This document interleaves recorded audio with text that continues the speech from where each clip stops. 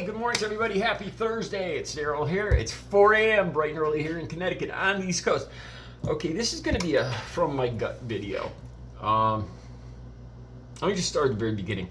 For the last month or so, you guys know my routine. I get up about 2 a.m. and for about a good 2 hours, I go through all the news stories across the entire country to figure out what I'm going to talk about on my video for the day. Seriously, good 2 hours I sit there and go through all the news stories. And for the last month at least, swear to God, I've been getting this nervous gut feeling as I read a couple of these continually, these same stories keep popping up, and it's just getting more and more obvious now. And it's about our democracy hanging by a thread. And I am not exaggerating here. This isn't rhetoric. And this is the conclusion I came to this morning. Maybe in a month, maybe in 2022, maybe in 2024.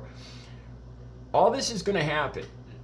Things are going to happen after an election. And we're going to look back and there's going to be a lot of people with their mouths hanging open saying, how did this happen? It's happening now. Okay, let me just start off in I'm going to talk about a few different things. Texas and Florida. Let me just say this. I know Texans will love this, but I will never set foot in Texas. I swear on the Bible, I will never set my body in Texas. I'll never drive through it. I'll never fly over it. I'll never set a foot in it. Or Florida, for that matter. These two states just seem to be going out of their way to promote. It's almost like they're trying to own the libs. It's starting to really look like that. With DeSantis's masks mandates and everything, things that are going against the basic good welfare of both these states. And it seems really it's just an effort to go as far right as possible to own. Seriously, it seems ridiculous, but that's what it's really starting to look like. Take, for instance, now, just a couple days ago, you guys know that I go to Worldmeters. It's a site that shows everything. Daily newspaper, people buying newspaper, people, it's got lists of everything, and it's got stuff for the recent virus. And I've been watching Florida since my ex-girlfriend passed away, my best friend passed away. I've been watching. And they were up to 35,000 new infections a day. Now, during the first wave here in the United States, the entire country was at 35,000. Now, one state, Florida, is hitting 35,000 right now. Right? So every day I go to this site, right? And then I go down to, and it was, if you go to Worldmeters, and then it goes to deaths per day. And it was going up, up, up. And then all of a sudden, it just dropped off over like the last 4 or 5 days. It just went boom, boom, boom. Like it was up to about 240 deaths per day around August 10th. And then it just dropped precipitously, like 50, 60, 80, going down 80 each day. And that's great. Don't get me wrong. But I don't understand, there's got to be a reason for this. Because the infections are still going up, the daily infections. So this usually the infections go up first, and then the people get sick, they pass away. So you see one go up first, and then the other one will go up after the deaths, the results. And it's kind of opposite now. You see one going up, and the other one's going just drop. It went up, up, up, then dropped off. You can see this for yourself. I found the story. I found the reason. Florida is counting, all of a sudden, like 5 or 6 days ago, they started counting the virus, people that passed away from the virus. They started counting it differently. It has something to do, I had a hard time understanding, to be honest with you, but they started counting it differently. They started counting it, something to do with the death certificate, when the death certificate was issued. In other words, they're making it look like way less people are passing away from COVID-19 than they really are. You can see this for yourself, and I'll make sure I put the story down below. This is what I'm talking about. How can this possibly be good for the people of Florida, or the mask mandates, or up here, even Trump supporters up here, a lot of them are getting vaccinated, don't have a problem with masks. So a lot do, but not as much as you see in these red states. You get DeSantis, and people just love the fact that he's doing everything he can to make sure that people don't protect themselves, or people that want to ignore their health crisis can do so.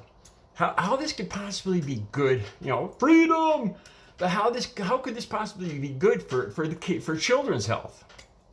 Another thing, after that rally in Cullman, Alabama, I think 1/3 of school children have tested positive for the virus now. There's a big eye, and all of a sudden now they're starting to think that they don't have a problem with masks. I'll put that story up too. In Texas, it's just ridiculous. In Texas now see, I'm of the age where this doesn't really affect me. The Roe versus Wade decision. I don't even know if I could say that on here. The 6-week thing. A lot of women might not even know what's going on in 6 weeks. At my age, this is something that really doesn't affect me. I don't have any daughters or granddaughters. I can't say it directly affects me, but it's going to cause a crisis in women's health. Because this, as we've seen before, it's not going to stop the situation. It's just going to force women to do more drastic things. I'm just going to leave it there. Okay, now on to this one. This is just ridiculous. Anybody that owns a firearm in Texas can carry a firearm out in open carry. There's been times here, I probably talked about the time I walked in Dunkin' Donuts, and there was this freaky, paranoid-looking guy strapped with his back against the counter while his girlfriend or wife ordered, and he's just looking at everybody, and he's strapped, and he's got this threatening look, just looking at everybody sitting in Dunkin' Donuts. Is that what this is all about? Really? Do you guys need to be strapped going into a Stop and Shop? Or I know there's no Stop and Shops down there, but why do you need an AR to go buy a gallon of milk? I don't know, man. So now in Texas, you don't need anything. No background check, no certification classes. You don't need. All you need to have is the money to buy it. That's it. And you can carry it anywhere you want. Parade around down the street with it, whatever. Man, let me tell you, and this is in Connecticut.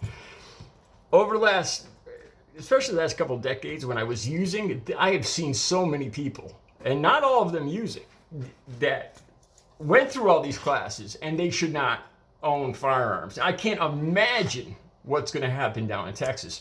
Even the police are worried about this down in Texas, or the intelligent ones at least, because they can't tell one person from another. If you have to be licensed and take lessons to drive a freaking car, you're telling me you don't need one for something like this? Domestic violence, history of drug use, sales, whatever, felonies, doesn't matter. You got the money. Here you go. Have fun. Are you kidding me? It's a law now. Here's the thing that bothers me the most. I've talked to you guys about this before. In these voter suppression laws, this is something that stuck out to me, and I think a lot of people still haven't taken notice of it yet. In these red states, there's a provision now that if the these are all Republican legislatures in these states like Texas, Florida, and all these other ones that have had these voter suppression laws, when the electors go to give their votes, if the Republican legislature decides these votes aren't regularly given electoral votes, they can deny them and put in their own votes and their own electors. So we're going to see this happen. I guarantee you. This is the scary. A lot of people talk about, you can't get water in line, you can't give people food that are waiting in line to vote. That's not the scary stuff. This is the scary stuff. And then you have Madison Cawthorn threatening all sorts of stuff. So you got these guys with the third week of September coming up, and all sorts of groups planning to meet in Washington to free the political prisoners.